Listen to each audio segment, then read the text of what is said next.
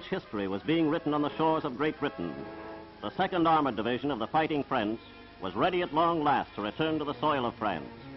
During 4 years of waiting, they had gained experience on many battlefields, but their eyes were always fixed on that glorious day when they would meet their mortal Nazi enemy in France itself. The Cross of Lorraine was being borne high across the Channel waters. French nurses were included in the expeditionary force. Fully equipped with American battle dress and America's most modern machines of war, these Frenchmen were embarked on a crusade. Their tank landing craft followed the path of the earlier Allied armies, nosing their way onto historic D-Day beaches. The hearts of these soldiers and of their commander, General Leclerc, were bursting with fighting spirit as they strode ashore.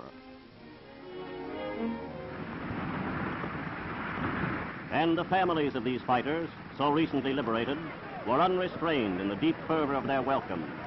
They had waited so long for the rebirth of the proud army of France, and now they cheered that army as it marched in for the liberation of France. Another chapter in the master plan of Tehran has become a reality. Thousands upon thousands of Allied troops hit the southern coast of France and have moved northward virtually unopposed. Young General Patch of Guadalcanal fame was the man who delivered this uppercut to Hitler's fortress of Europe.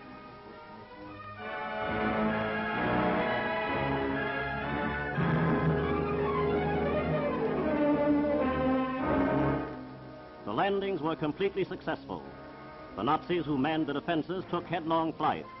Lacking adequate transport, however, they were quickly overtaken by the Allies.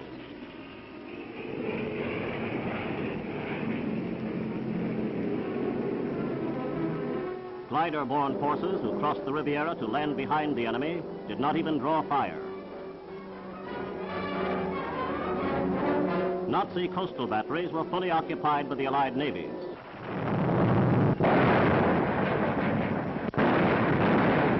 A lone Nazi plane that appeared met a precipitate end.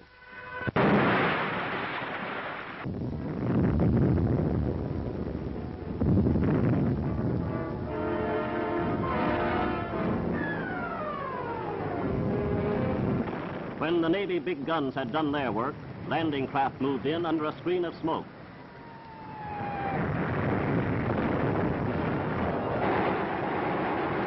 The Nazis' vaunted southern wall proved to be a thin defensive crust. It soon crumbled. Less than 2 hours after the landings, the first disconsolate prisoners made their appearance. Nazi demoralization here is no less complete than in northern France. The final nails are being driven into the coffin of the battered German 7th Army. British, Canadian, and Polish forces, along with General Patton's slashing American tank columns, have scored a decisive victory in northwest France. The Battle of France may well become the Battle of Western Europe.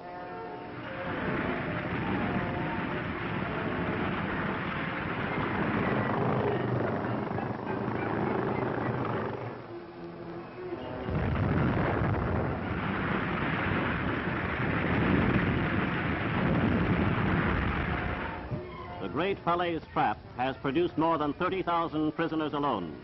At least 300,000 Nazis have been written off since the Allied landings in France.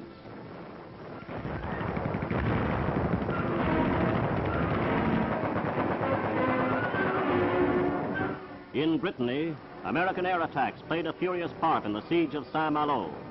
The fanatical German commander, who swore never to surrender, had a change of heart when the bombers had finished their mission.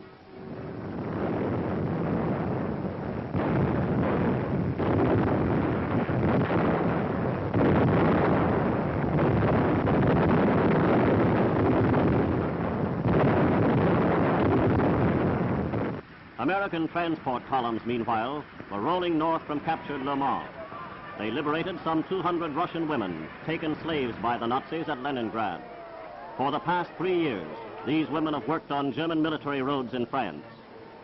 On these same roads, the United States 8th Air Force is avenging the slavery of these Russian women with telling effect.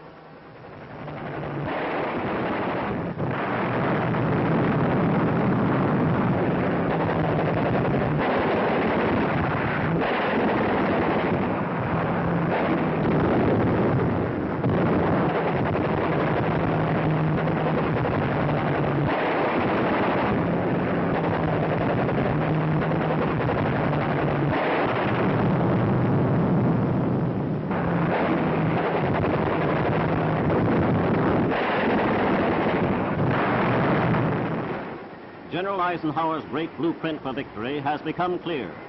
Having bypassed Paris and crossed the Seine, both north and south of the French capital, the Allied armies have but one objective: the utter destruction of the Wehrmacht.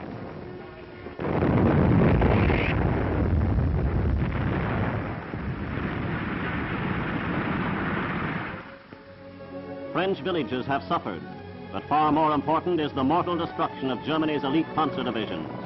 From Falaise to the Seine, German armor has been reduced to scrap metal. Churches can be repaired, but the Nazi tyranny and the spirit behind it is being forever destroyed.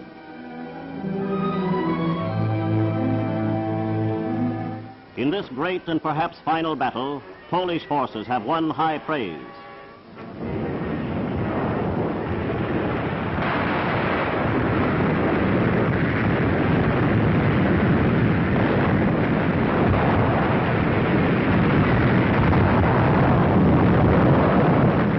Here, the Polish commanders are greeted by their chief, General Montgomery.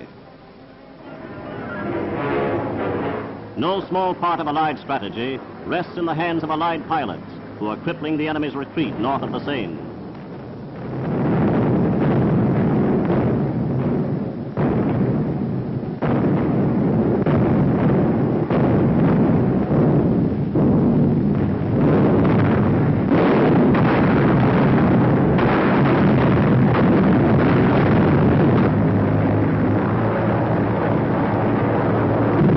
Victory in northwest France, in General Montgomery's words, is definite, complete, and decisive. Nowhere can the enemy make a determined stand. Nowhere can he make a successful retreat. The end of the war, said Monty, is in sight. Let's finish off this business in record time.